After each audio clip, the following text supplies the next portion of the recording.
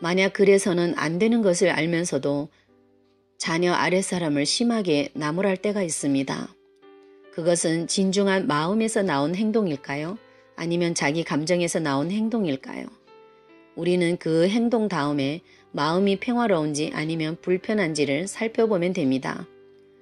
마음은 하나님의 영을 담는 그릇입니다. 하나님의 영을 우리 마음에 담으면 우리 마음이 성령을 받으신 그리스도의 마음이 되는 것입니다. 따라서 그 마음으로 행동하게 된다면 우리는 누구의 심판도 두려워할 필요가 없습니다. 자신의 생각대로 행동한 것이 아니라 그리스도의 마음으로 행동했기 때문입니다. 나의 지혜로 행동하려 했다면 심판을 받아야 하지만 그리스도의 마음으로 행동하였다면 누가 그리스도를 심판할 수 있겠습니까?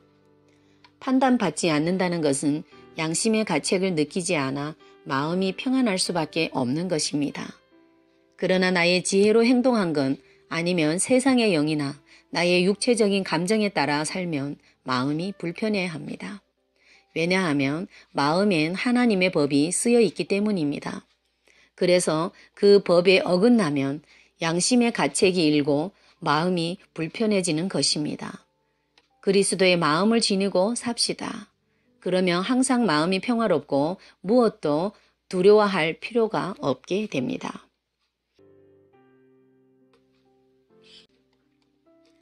다음 주에 제가 주례할 젊은이들을 만납니다. 어떤 젊은이들인지 얼굴도 모르지만 틀림없이 좋아 죽겠을 청년들일 것입니다. 2-3달 전 제가 아는 형제가 전화를 해왔습니다. 결혼할 사람이 생겼다는 것입니다. 제가 그런 줄 알았다고 했더니 깜짝 놀라는 것입니다. 어떻게 알았는지 놀라는 것이죠. 일전에 제게 인사시키러 데려왔는데 제 앞에서도 좋은 걸 감추지 못합니다. 그런 모습이 예쁘면서도 고얀 것, 그렇게도 좋은가 하는 생각이 들었습니다. 부모님들 마음이 이러하겠죠. 아무리 좋아도 좋은 것을 감추고 아무리 기뻐도 기쁜 것을 감추는 것이 어른 앞에 예의고 반대로 아무리 슬퍼도 슬픈 것을 감추는 것이 어른 앞에 예의죠. 본문은 단지 예의 때문에 아니라 하나님 앞에 있는 자는 결혼이든 독신이든 기쁜 일이든 슬픈 일이든 무엇을 얻었건 잃었건 이 세상 모든 것에 초연하라고 가르칩니다. 그 어떤 것이든 이 세상 것들은 곧 사라질 것이고 남는 것은 하나님 앞에 나이고 내 앞에 하나님뿐이라는 얘기입니다. 현재의 재난 때문에 지금 그대로 있는 것이 사람에게 좋다고 나는 생각합니다. 그대는 아내에게 매여 있습니까? 갈라서려고 하지 마십시오. 그대는 아내와 갈라졌습니까? 아내를 얻으려고 하지 마십시오. 때가 얼마 남지 않았습니다.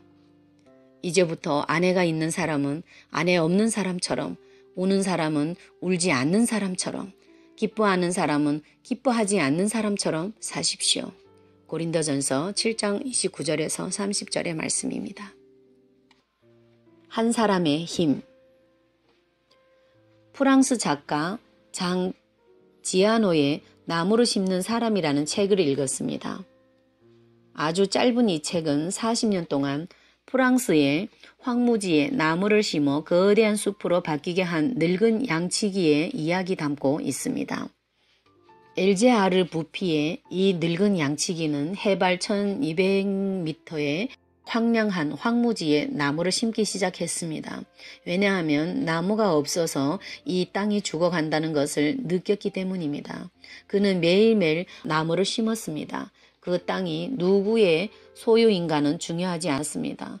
전 세계가 전쟁의 소용돌이 속에 2번이나 휩싸일 때도 그 늙은 양치기는 계속 나무를 심었습니다. 그리고 몇십 년이 지난 어느 날 정부의 산림감사원이 양치기의 노력을 모르고 이 고산지대에 저절로 천년 숲이 생겼다고 놀라 정부에 보고했고 정부 대표단이 시찰하러 왔을 때 모든 사람들은 놀라지 않을 수 없었습니다. 그러나 그런 것에도 아랑곳 없이 양치기는 나무를 심었습니다.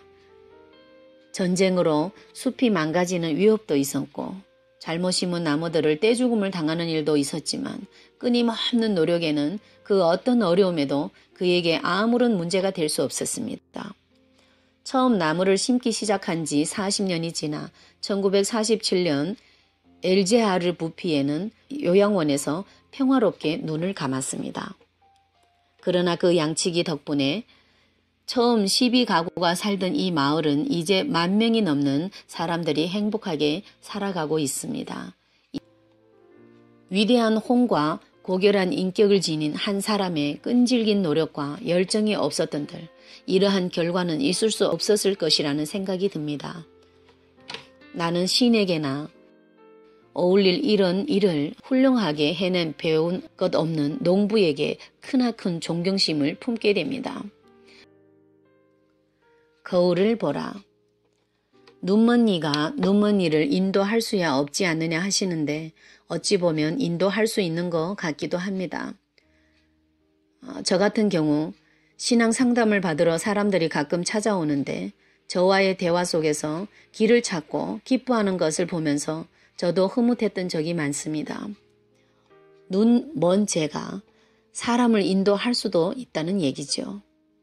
저야말로 오늘 복음의 주님께서 말씀하신 제 눈에 들보는 보지 못하면서 남의 눈에 티를 보는 사람입니다. 그런데 제 눈에 들보는 보지 못하고 남의 티는 보는 바로 그것 때문에 눈이 먼 저이면서도 다른 사람을 인도하기도 하는가 봅니다. 자기에게 어떤 문제가 생기면 그것을 객관적으로 보지 못하지만 다른 사람의 문제는 객관적으로 보기에 해결책이 보입니다. 물을 모든 봄은 거리가 있어야 합니다. 얼굴이 눈에서 제일 가깝지만 얼굴에 붙은 밥풀은 보지 못하는 것과 같습니다. 그래서 타자의 바라봄, 객관이 필요하고 거울이라는 객관이 필요합니다. 그런데 떨어져 있음 거리가 객관의 본질입니다. 그러니 거리와 객관을 확보하지 못할 때 자기를 보지 못함, 특히 자기의 잘못을 보지 못함은 지극히 당연합니다. 그러니 자기를 잘 보기 위해서는 우리가 3가지로 나눠보겠습니다. 첫째, 자기의 눈만으로는 자기를 보지 못함을 인정해야 합니다. 두 번째, 자기의 모습을 일러주는 다른 이의 눈이 필요합니다. 셋째, 다른 이의 눈이 없으면 거울이 있어야 합니다. 우리가 서로의 거울이라고 하십니다. 같이 사는 형제, 자매가 우리의 거울입니다. 상대의 얼굴에 수금댕이가 묻었으면 나도 묻었음을 보는 것입니다. 이웃의 덕행을 보면서 자신의 모습을 돌아보는 것입니다. 그러나 무엇보다도 예수 그리스도라는 거울을 보라고 하십니다. 그리스도는 영원한 영광의 광채요. 영원한 빛의 반사이며 티없는 거울이시니 오 형제 자매여 이 거울을 매일 들여다보시고 모든 덕행의 꽃과 의복으로 속속들이 단장하고 여러 가지 보석으로 그대 안팎으로 꾸미도록 그대 얼굴을 그 거울에 자주 비춰 보십시오.